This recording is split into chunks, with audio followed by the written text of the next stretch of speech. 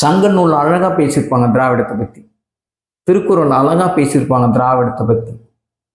புரியுதா?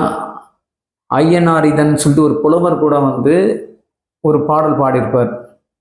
பொய்யகல நாளும் புகழ் விளைவித்தல் எம்பியப்பாம் வையகம் போர்த்த வயங்கு ஒளி நீர் கையகல கல் தோன்றி மண் தோன்றா காலத்து வாளோடு முன் தோன்றி மூத்த குடி அப்படின்னு தான் முடிச்சிருப்பாரு அந்த செய்யுல.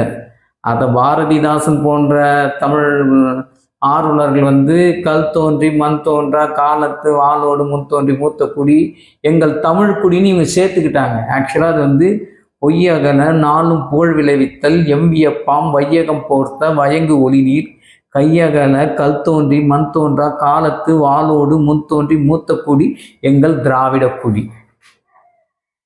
புரியுதுங்களா? திராவிட குடிக்கு அவ்வளவு அது பெரிய ஒரு வரலாறை பேசுறது. புரியுதா? எப்படி வந்தாங்க, அது வந்து அதை பத்தி எல்லா மத நூல்கள்லையும் உலக வரலாறுலையும் தெளிவாகவே இருக்குது.